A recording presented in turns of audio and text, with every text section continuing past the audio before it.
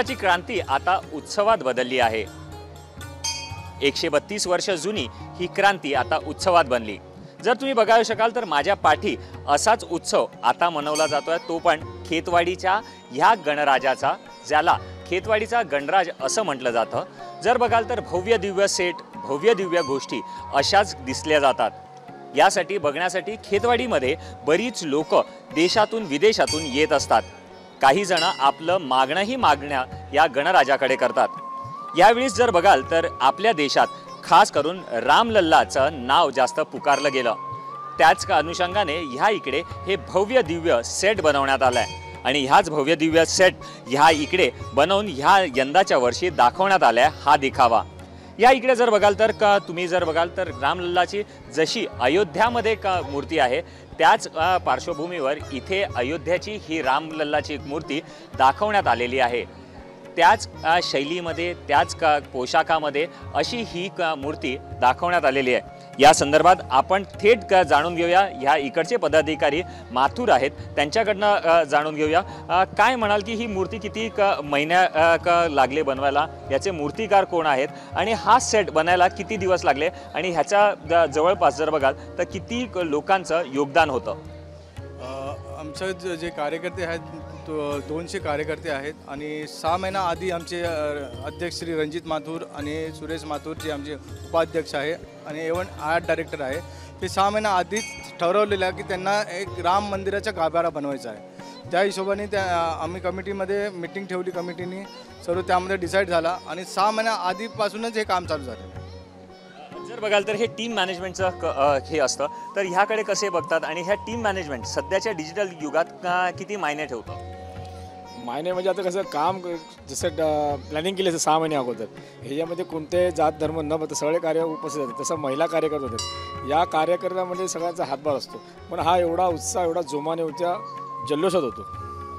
जर बघाल तर खेतवाडी ही जाणली जाते सगळ्या गणपतीचा उत्सवातला मोठा उत्सव हा खेतवाडीत होतो। तर ह्या इकडे किती पंडाल आहेत टोटल खेतवाडीत आणि किती गणपती पंडाल बसले जातात? इथं खेतवाडी ते पहिली गलीपासून ते 14 गलीपर्यंत 13 गलीपर्यंत गणपती बसले जातात। लहान मोठे ते 32 फूट 34 फूट प्रत्येकांचे वेगवेगळे गणपती आहेत। 1 इंचाची पण तुम्हाला इथं मूर्ती बघायला मिळेल, 1 इंच। नक्कीच जर बघाल तर ही खेतवाडी जाणली जाते की गणपतीचा एक मोठा उत्सव। या इकडे बघा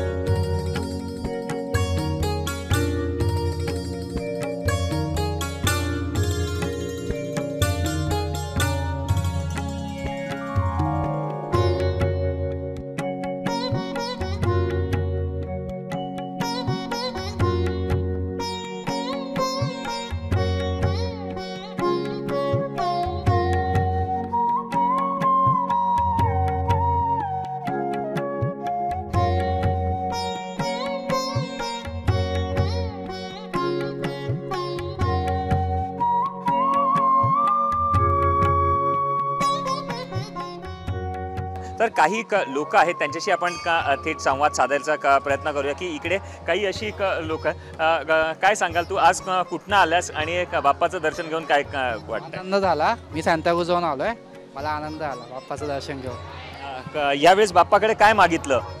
काय नाही, स्वतः ती चांगल्या करिअरमध्ये यश भेटो, समृद्धी भेटो एवढंच मागितलं। तुला वाटतं का करिअरमध्ये यश भेटो म्हणजे काय मिळावं असं वाटतं? करिअरमध्ये पुढे मला चांगला हे हो, चांगला म्हणजे फ्युचरमध्ये चांगला करिअर लाभो, तेच का ह्या युवा वर्गाने हे मागितलं आहे की जर माझं करिअर चांगलं आहे, कारण की हा आहे सुखकर्ता आणि म्हणून त्या सुखकर्ताकडे हे मागणं केलेलं आहे। कारण की जर तुम्ही ह्या इकडे बघाल तर हा जो बाप्पा आहे, हा बाप्पा खास करून जर बघाल तर ह्या इकडे पायावर डोकं टेकायला देतात आहे, ह्या बाप्पाची ही खासियत आहे।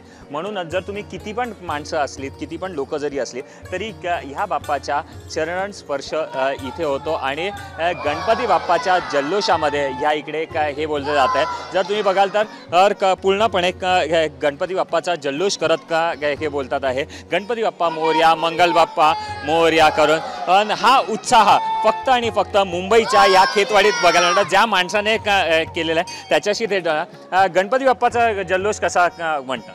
देखो ऐसा है कि गणपति जी आज 12 महीने में अपने यहाँ आते हैं, तो इनकी जय जयकार नहीं करेंगे तो क्या करेंगे। और अपना हिंदू त्यौहार अपने को गर्व होना चाहिए, एक जात का अपने को गर्व होना चाहिए कि भाई हम हिंदू है और जय करना चाहिए। एक बार फिर से हो जाए जल्लोष। गणपति बाप्पा मोरया, मंगल मूर्ती मोरया। जर बघितलं तर अशा प्रकारे ह्या इकडे जय जयकारसह पूर्णपणे ह्या खेतवाडीमध्ये असे भव्य दिव्य सेट लावून करण्यात आलेलं आहे। कॅमेरा पर्सन सिद्धेशसह चेतन काशीकर, न्यूज 8 महाराष्ट्र, मुंबई।